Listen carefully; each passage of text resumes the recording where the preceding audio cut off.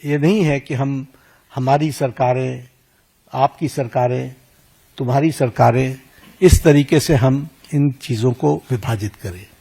ये गंभीर मसला है और जैसा मैंने आपके सामने कुछ नाम गिनाए, ये बड़ी लंबी लिस्ट है जिसमें यूपीए की सरकारें इन्वॉल्व हैं जहां पेपर लीक हुआ है।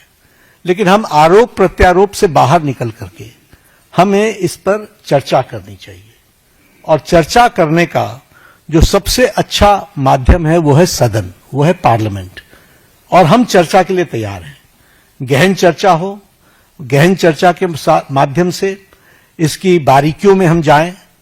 What are the factors which are leading to for paper leak, who are the people involve and how the central government has responded.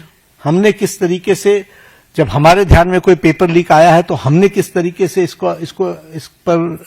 इसको एड्रेस किया है और बाकी सरकारों को भी किस तरीके से इसमें एड्रेस करना चाहिए। क्या बिंदु है जिसके बारे में हमको गहराई से चिंतन करके उसका कोई रास्ता निकालना चाहिए ताकि हमारे छात्रों के साथ जो करोड़ों में हैं उनके साथ अन्याय न हो। और भारतीय जनता पार्टी एनडीए इस मामले में मोदी जी के नेतृत्व में बहुत गंभीर है और बहुत गंभीरता से हमने इन विषयों को लिया है और इसीलिए हमने चाहा है कि संसद में इसकी चर्चा हो।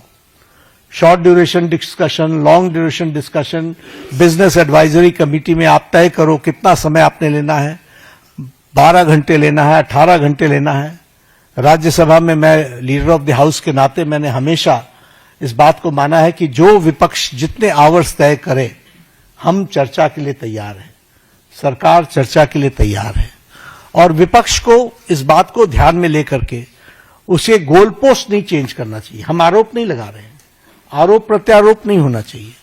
हम इस समस्या का किस तरीके से निदान कर सकते हैं उसके बारे में हमको सोचना चाहिए और पार्लियामेंट सबसे उपयुक्त फोरम है जहां हम गहराई से इसकी चिंतन कर सकते हैं।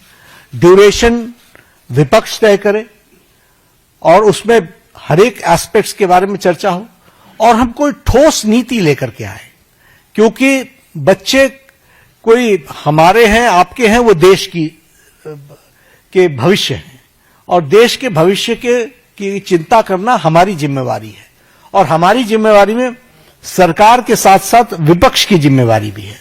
इसलिए विपक्ष भी अपनी जिम्मेवारी को निभाए और हम सब साथ मिलकर इसका समाधान करें और कोई स्थायी समाधान की दिशा में हम आगे बढ़ें, ऐसा मैं निवेदन करना चाहता हूं। आज मेरी तरफ से